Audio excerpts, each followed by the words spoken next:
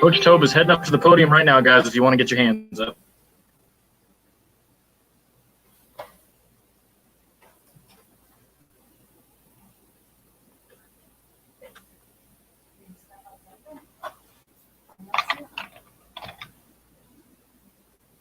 Hey, Coach, can you hear us okay?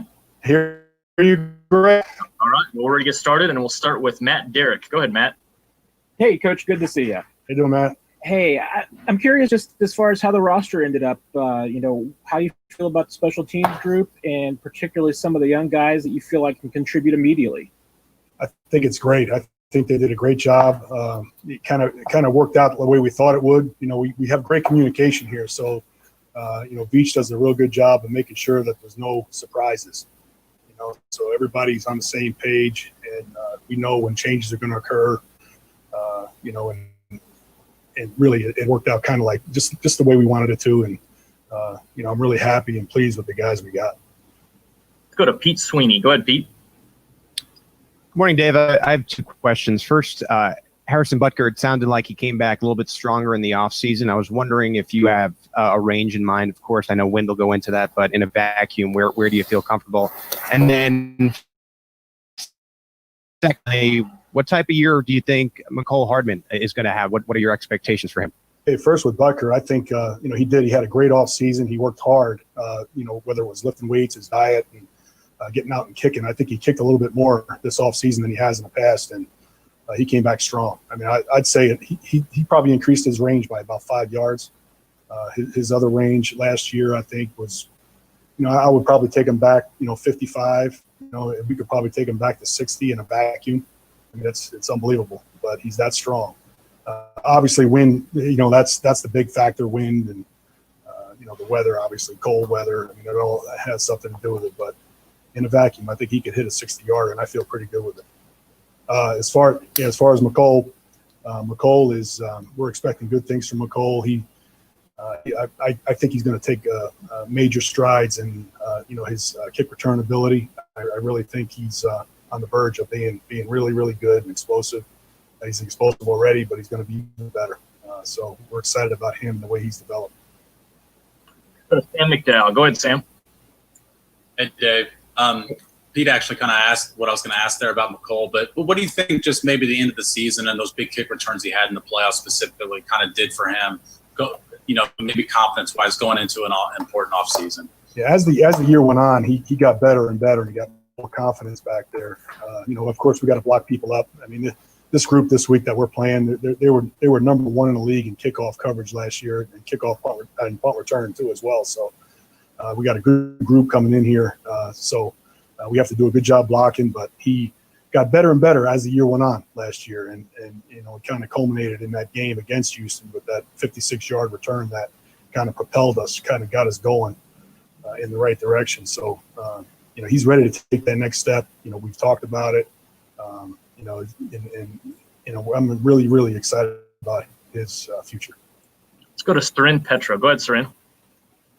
Coach, the roster is obviously you guys did a great job of keeping all your stars in place, right? But that means a lot of big contracts, particularly a lot of them that are going to hit over the next couple of years. When you put it this year, did you have to spend a little bit more time maybe looking over the horizon and thinking about next year as far as different positions, because you do have some really big paydays that are going to come on the other side to where you had to find guys that not only fit for this year's team, but also can maybe be on the cheaper end and make the roster work in years to come? I think that's really more of a question for Veach. I mean, Veach, those guys look at the numbers. I just look for what's going on.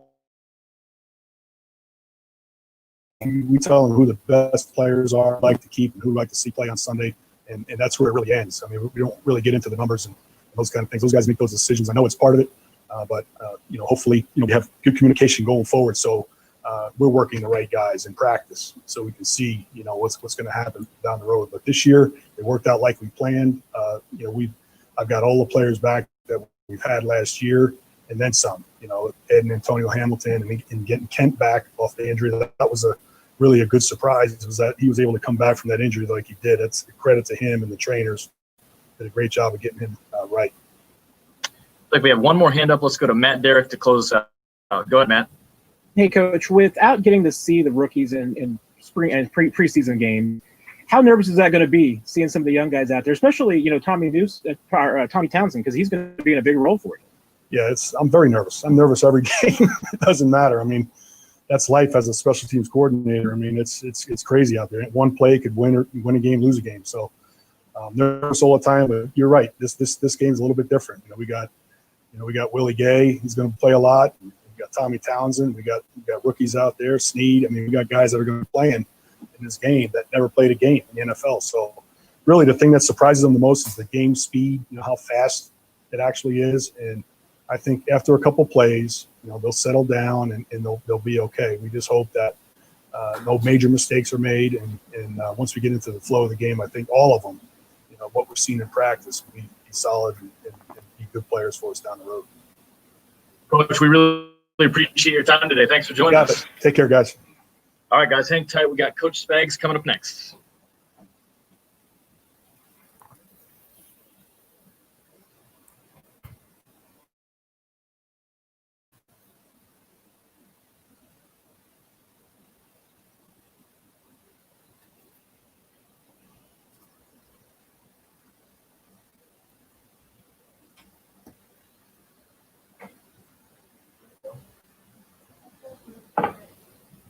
Everything's here.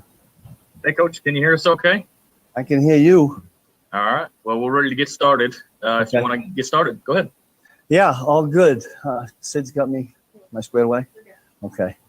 Good to see everybody here. We're looking forward to a Thursday practice. It's getting long. It's been a long time, but Thursday will certainly be here, and in a matter of time, we'll be ready to go. So with that, I'll open it up. Start with Herbie. Go ahead, Herbie.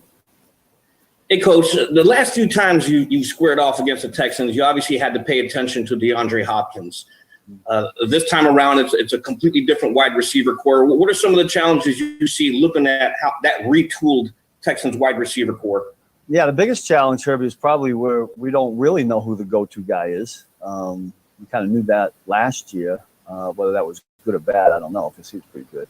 But it sounds and feels like they're going to spread the ball around, which means we're going to have to deal with a bunch of them. And they've got some speed over there. We know what Fuller's like, and Cooks they add to the mix. And I've always felt Randall Cobb was a good football player.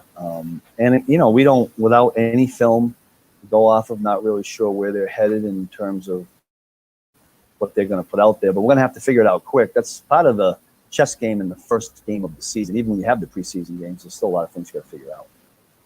Let's go to Adam Teicher. Go ahead, Adam. Hey, Steve, how you doing today? Great, Adam. Great. Good, thanks. Just curious, because of the unusualness of the year, whether your list of concerns 3 days, 4 days before a game are more than normal, less than normal, the same as normal? I mean, is it unusual year in that regard? Yeah, probably more because of the unknowns. You can get a little bit off of the preseason games. I mean, you get a little bit of feel for how an opponent's going to interact with each other. And I think that if we had our normal 4 preseason games, we probably would have seen 25, 30 snaps of their first group. So we kind of missed that. So it's a little bit of a guessing game.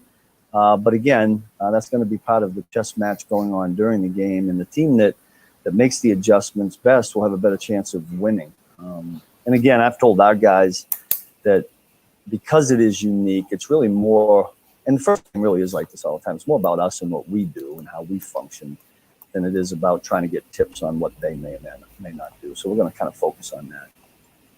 Go to Pete Sweeney. Go ahead, Pete. A big challenge for this game, obviously, is going into it without Breeland. You'd said, you're replacing him probably with a couple guys. I was going to ask you about L'Jarius in particular. Where's your comfort level potentially with him on the outside, and what tells you that he's going to be okay with this baptism by fire potentially? Yeah, well, all we can go off of is what he's done in practice. And he's had some really good snaps and certainly some snaps like a normal rookie out in that position, which is not an easy position to play early in your career. But we'll mix and match it over there. We got confidence in LJ. He's a hard worker. Even from the first day he got there, I thought he was one of the better competitors that was out there. And if you're going to play out of that position, you've got to compete. You've got to be a an elite competitor. You got to let things just roll off your back. It doesn't go so well. So those are the things we don't know about some of our guys, is, how they react to adversity. We try to give them as much adversity in practice, but it's nothing like the game. So that is going to be one of the things we'll focus on, is when it doesn't go right, can we bounce back up and come up with a good play. Let's go to Nate Taylor. Go ahead, Nate. Hey, Steve. Good morning to you. Hey, Nate. So much in football about maybe the first game being an advantage for the offense because you're not sure what you're going to see.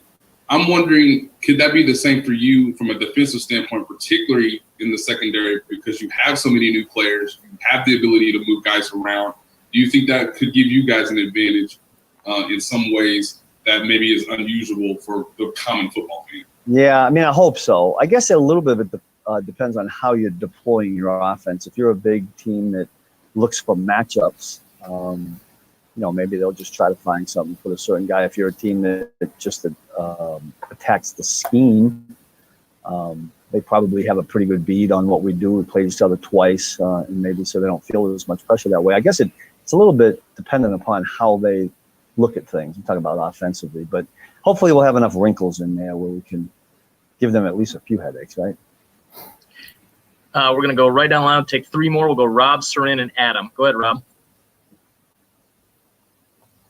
Hey, Coach Spags, good morning. I've heard other defensive coordinators talk about their concern with tackling because most of the teams early may lean on the running game, especially with the new guys, the amount of tackling you didn't have in the preseason. Where's your concern level there? No question, my number one concern. I'd echo that if that's what people are saying. I agree 100%. We've tried to simulate it as much as possible. We didn't have a lot of live periods. We did a little bit of tackling that way, but I think the assistant coaches done a great job getting it done as best they could. We got a big heavy bag out there we're trying to hit and try to put them in those positions. And I've taken, I don't know whether this will help or not, but every day we watch tape of tackling. I'm talking about good tackles, how to tackle. So maybe it's a visual thing, but it's a concern. We won't know until we get in the middle of the game and see how some of these guys react. Let's go to Tyrann. Go ahead, Tyrann. Coach, thank you for the time. Sure. A couple of questions. First of all, number one, you were talking about L'Jarius Sneed, and one of the things he had in college is playing corner and safety. I had one personnel guy I talked to a long time ago told me, "You show me a guy that they can't really figure out where he is in college, and he comes off my board." Right? That was like a big negative, and it seems like maybe the NFL's gone exactly the opposite direction. Right? That hybridization, that safety that can come up and cover the slot, or the slot that can roll back, is maybe more valuable. That maybe that's flipped, and what was seen as a negative is now a tremendous positive. So I wonder if you could comment on that, and then if you could just say what it was that flashed about the young defensive lineman and Wharton and Harris, and how Dana fits in, just kind of what it was that got those guys on the team. Yeah, the first one, I've always seen a college player that plays different positions to me as a positive. I mean, it tells me he obviously at least has some pretty good football smarts. It's not, in college football today, defense is pretty complex. So, and I thought LJ functioned pretty well as a safety. Of course, we had to be certain or convinced that he could function on the outside as a corner, and we did. And he's done a nice job, but it's interesting that you say that. It's funny how people think of something in two different ways, but we did look at it as an advantage. Your second question on the young guys, listen, we've been really pleasantly surprised with a couple of guys that have come in here and we didn't really know a lot about. But you're talking about Turk Wharton. He's been a nice surprise. Coach Daly's done a great job with him. Damone Harris was with us. I think you were talking about Damone, right? He was with us last year. And, of course, he got dinged a little bit, but we know what he can do. And Mike Dana, another pleasant surprise. Those two guys, I'm talking about Turk and Mike. Listen, for guys that have not been in the NFL very long, they sure operate like true pros. They learned it somewhere along the way. But from the standpoint of, we noticed it right in those Zoom meetings. I remember Coach Daly talking about both those guys specifically, how much he was looking forward to working with them, because in these meetings that you and I are doing right now, he was thoroughly impressed. And those two guys have just continually impressed the coaches. Let's go to Adam Teicher for the last one. Go ahead, Adam. Hey, Steve, you touched on Mike Dana a minute ago, but wanted to ask you about him and also about Taco. and what you've seen from them, what you maybe learned about them in the last few weeks of practice, and maybe give us a peek at what their roles might be when the season starts? Yeah, good question. I mean, Taco, listen, he's been around the league a little bit. He's long. Every time I walk behind him, I think he's growing. Maybe I'm shrinking. Who knows?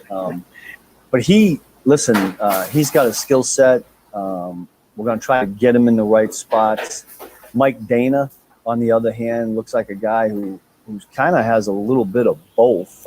And he was at Michigan a guy that played inside. By both, I mean, first and second down run stopper, and I think he can get on the edge and give us a little bit in the pass. But, I don't know if we'll get him inside or what his role will be completely. Probably try to sprinkle some things in there for him initially. But listen, when you go in the first game, I don't know how many D linemen will carry to the active list, but all of those guys are going to have to play. Who's ever up? I mean, guys haven't played, 60 minutes. I hope we don't play 83 plays like we did the first time we played them. But however many number of plays we play, the D line is going to have to rotate. So whoever's up will get some playing time. Coach, we really appreciate your time today. Okay. Thank you. You got it. Thanks. All right, guys, we've got Coach Bieniemy coming up next.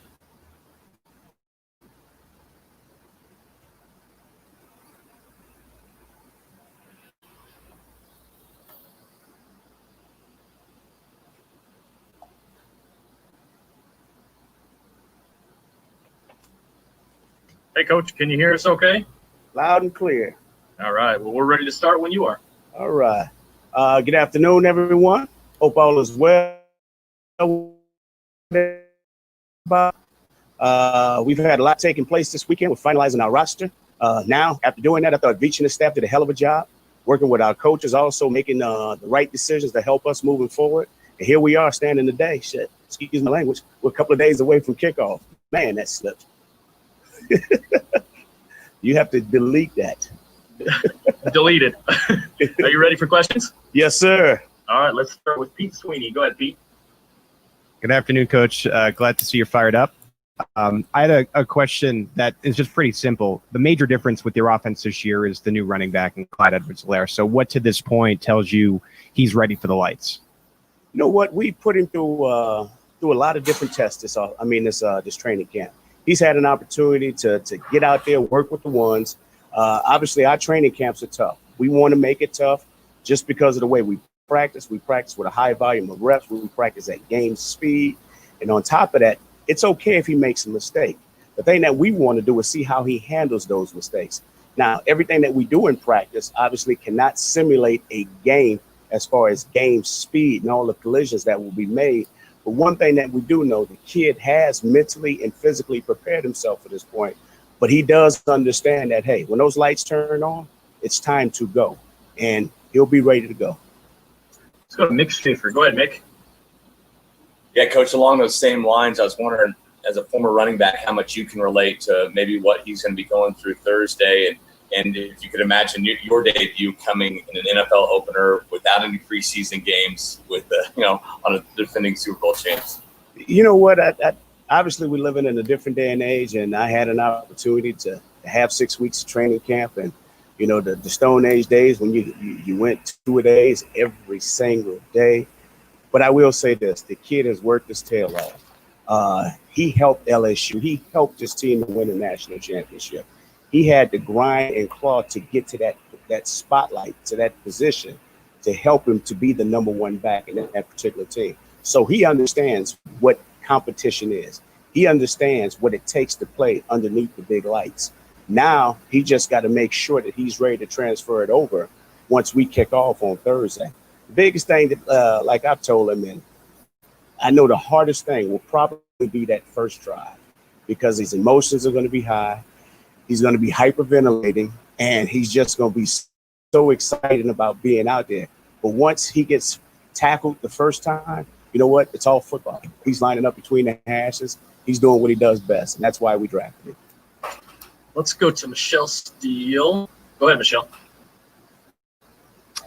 Hey, Coach. Good morning. You've worked with Pat for a while now. Are there ways that he continues to surprise you as a quarterback? What have you learned about him this year? Well, good morning, Miss Michelle. Good afternoon, I should say. You know what? Every day you learn something new about Pat. And just the way he comes to work, how he handles and conducts himself in meetings. He's always very, very critical of himself, and he's always looking for an answer. So those are the things that you love about him, because he's competitive. He always wants to be right. There is no, if he was wrong, he's not shy about admitting or saying, hey, you know what? I screwed that up. I got to give a better pass, or I didn't call this particular play the right way. So one thing that I do love about him is his humility. One thing that I do love about him is his competitive fight about it. And every day, just being in that room and watching his personality grow, not only with his offense, but also with his peers, has been something that has been very, very motivational, not just for me, but everyone that surrounds him as well. Let's go to Herbie Tiopi. Go ahead, Herbie. Hey, Coach, good morning. Or actually, good afternoon, as you pointed out earlier. It seems like we're about ready to end around 100 between J.J. Watt and Mitchell Schwartz. And as a guy who appreciates the competition level of football itself, what's that like you on the sidelines watching two perennial All-Pros go head-to-head? You know what? It's first of all, we were blessed and fortunate to have this opportunity to watch him play, because Schwartz has been doing this for a long time. JJ has been doing this for a number of years, and just watching those two play, and the sad part is that on the offensive side of it all, Mitch doesn't get all the limelight such as JJ. But the thing that I love about Mitch, he brings his hard hat and his lunch pail to work every single day, and he's going to go about his business. Now, when it comes to taking on JJ, he's just going to be the same consistent professional player that he is. He understands how JJ plays. He's going to be consistent with his pass sets. Hey, you know what? Sometimes he might get JJ, and sometimes JJ might get him. That's not going to stop him from being the very best of who he can be. Let's go to Steve Walls. Go ahead, Steve. Hey, Edie, how you doing? What's going on, Steve? Not much. Texans coach Bill O'Brien said while speaking to the Houston media that his team still has a long way to go as far as getting prepared to play on Thursday. I'm just wondering how much you believe in what he said, and I'm curious if you could give a percentage of how close you guys are to being ready for Thursday. Well, I know what Coach O'Brien said, okay, and I'll say this: just being on the team that lost in a playoff game to a team from the previous year, they're going to be fired up. So regardless of what he says, I know that team is going to be fired up and excited about coming in here on a Thursday night, prepared to come in and put it on us. The thing that we just got to do is make sure that our intensity, also that we're mentally and physically prepared to go out and do the things that we prepared ourselves to do. So regardless, all the coaching speak don't mean anything. When that whistle kicks off, you know what I mean? It's time to go to work. Yeah, everybody wants OTAs. Everybody wanted all the extra time to prepare to get to this point. But you know what? We're a couple of days away. Doesn't matter. Those guys are going to be ready to play regardless. We've got time for a couple more guys. We're going to go Adam Teicher and then Nate Taylor. Go ahead, Adam. Hey, Eric, how you doing today? What's going on, Adam? And by the way, we've heard that word you said at the start. We've heard you say that a few times on the practice field, so don't feel bad. Adam, you ruined my reputation. It's already there. A lot of people know about it. You talked about Clyde maybe on the first drive. Certainly you remember the first time you gave the ball to Kareem Hunt when he was a rookie. Yes. So because of that, do you say anything special to Clyde? You know what? Guys go on the field that first time? So here's the thing. As a former running back and as a former running back coach, you address the issues of turnovers. We've hit that with our guys since we started preparing for this team. And one thing that we do know in the league, the first game is always the highest number of fumbles or turnovers in the game. So the thing that we focus on is making sure the guys understand, hey, ball security is the utmost importance. We do know if we protect the football, our chances of winning increases higher.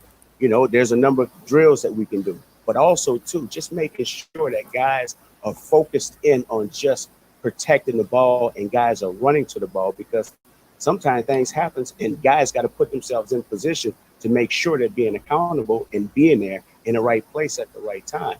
But you never, all right, go and talk to a guy and say, hey, on Kareem's first carry, he fumbled the ball. Well, no, that's not the deal. As a running back coach or a former running back coach, and Coach Dillon has addressed this with him. Hey, 2 hands on it in traffic, high and tight in the open field. On the way down, make sure you're securing it and going down to the ground. At the end of the day, you want to make sure you're handing the ball back to the ref. Let's go to Nate Taylor to close us out. Go ahead, Nate.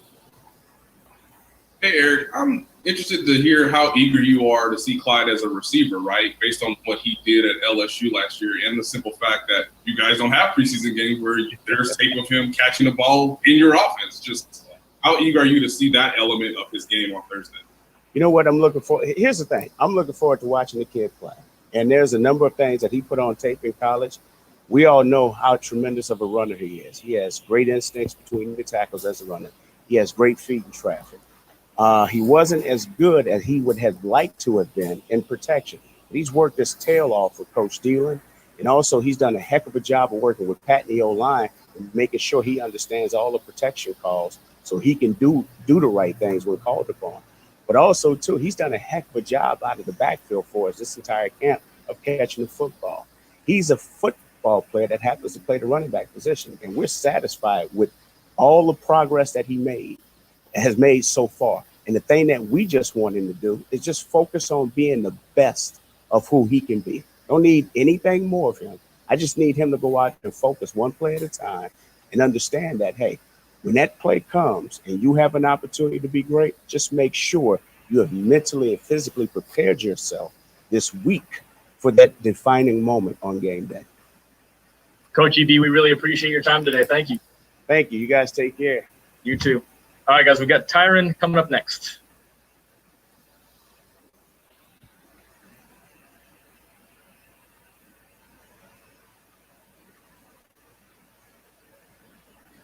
Hey, T, can you hear us okay? Yes, sir. All right, well, we're ready to get started. Let's start with Herbie first. Go ahead, Herbie. Hey, Tyrann, good afternoon. How you doing, man? I'm doing well. Blessed.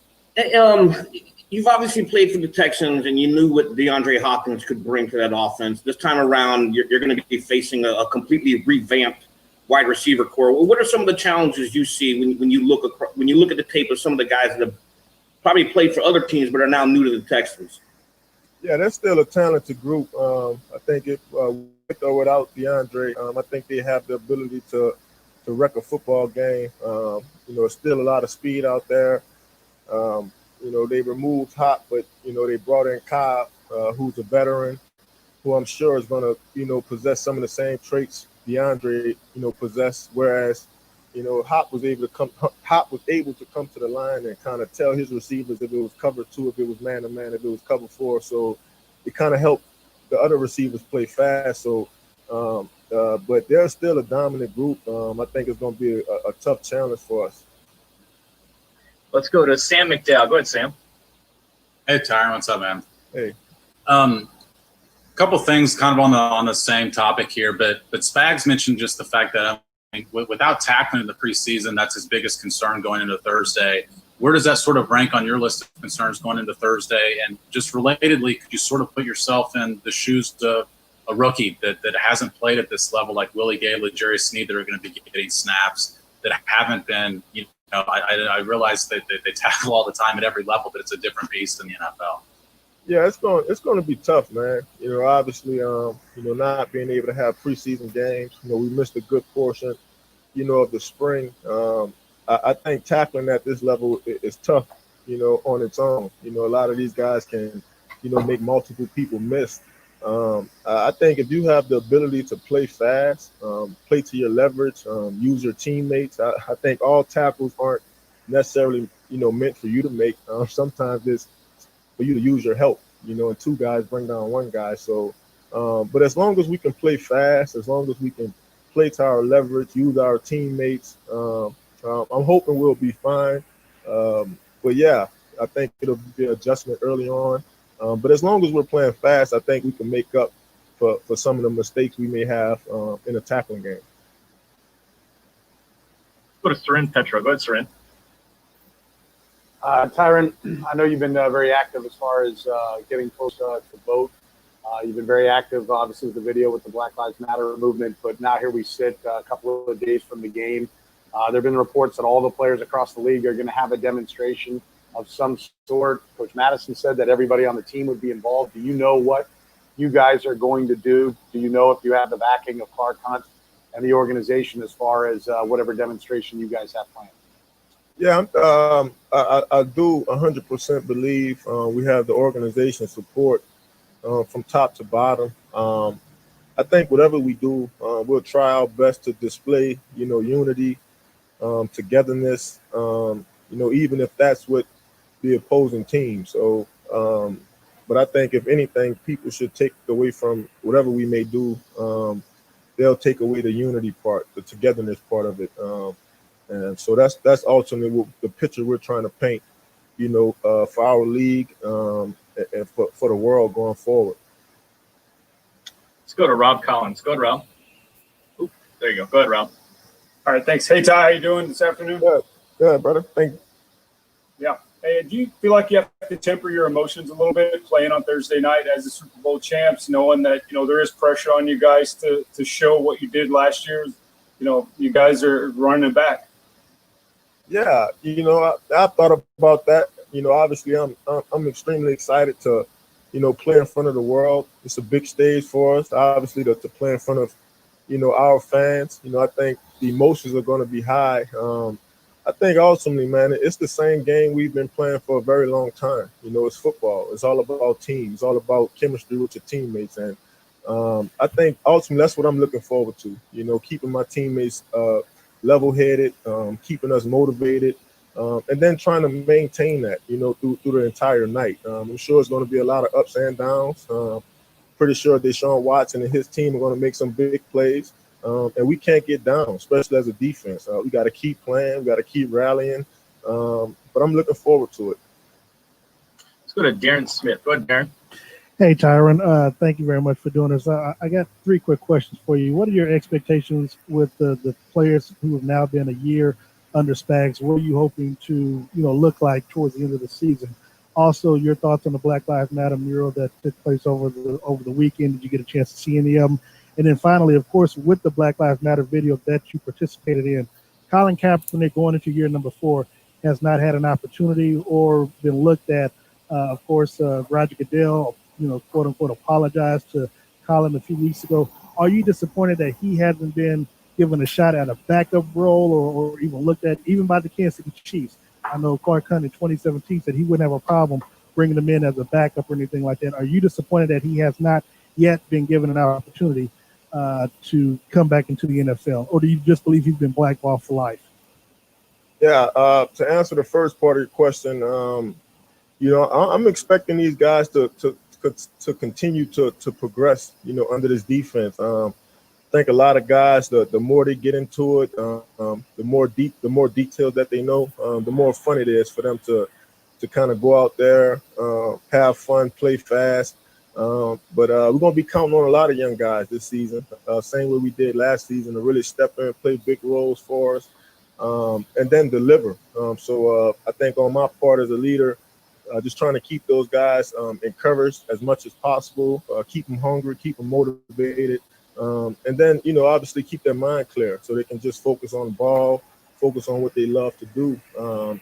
To answer the question about Cap, I really hope that he gets an opportunity to play in this league again. I'm not necessarily sitting at those tables to kind of make those decisions. I know us as players, we understand the kind of talent he is. We understand the sacrifice he's made to really, put things at the forefront that was, typically, forgotten about. So I'm just really hoping and praying for the best for him. I'm hoping that he can, if it's not football, I'm hoping that he can fall into something that was just as passionate for him as football was. And I'm wishing him the best. I'm hoping for the best for him. We got time for a couple more guys. Let's go Pete and then Adam. Go ahead, Pete. Hey, Tyrann, over the past 2 years, you guys have been big on mantras. I remember last year, too smart, and then it seemed like everyone got behind run it back. And today you're wearing that iron sharpens iron shirt, which we've seen on social media from Chris Jones and even some offensive players. Why was that the rallying cry this training camp, and how do you think that'll push you guys forward for game 1? Well, yeah, actually, it's kind of been a mantra Spags since last season. So, well, we've always heard this quote from him, even going back to our first day, meeting with him last season. And we believe it, we believe that, each man is important in our room. And the only way to get better is to challenge each other. Is to expect the best from each other. And, I think we're in actually a unique, a special situation. We got a lot of talent all around our team, man. So at each position, at each level, we have the opportunity or the ability to challenge each other, whether that's me going up against Tyreek Hill or Travis Kelce, or, whether that's Mitchell Schwartz trying to block Chris Jones or Frank Clark. I think it's something that we understand that it works, and we believe in it. And we're going to try our best to kind of keep it going forward, to keep each other accountable, to continue to challenge each other, and try our best to really make each other better, not just at football, but, just becoming the right kind of person, the right kind of man, right kind of father, right kind of friend, Let's go to Adam Teicher to close it out. Go ahead, Adam. Hey, Tyrann, how you doing today? Oh, well. Good. Hey, I know you're familiar with Clyde Edwards-Helaire's game from LSU, but just wondered now that you've seen him for a few weeks on the practice field up close, do you have any thoughts on his game and maybe whether you've learned anything about him over the last few weeks? I'm a diehard LSU guy, so I've saw all his tricks before. He's got here. I'm more impressed about the teammate he's becoming. You can see him in the locker room interacting with guys younger than him, older than him. You can see him taking coaching, taking criticism. Not everybody can be coached by EB. So to see a guy still smiling, after the tough days, I think that's a joy to see. And then I'm just looking forward to seeing him get out there and do what he does best. I think he's going to be a great fit, for our offense. I think he's going to be somebody, Coach Reed can really count on and can really stay up late at night trying to find a way to get him a mismatch. So I'm looking forward to it. He's a guy that obviously can run the football really well. His vision is great, especially for a rookie. He can see all the holes, even backside. And then in the passing game, I think he's a guy that can really, like I said, create matchup problems, for the opposing defense. So I'm just looking forward to seeing other teams try to cover, our team, when they get 5 out. So I think Clyde's going to be a big part of that. Tyrann, we appreciate your time today, my friend. Thank you. Appreciate it. All right, guys. I'm going to hit the button here. You guys can unmute if you have any questions.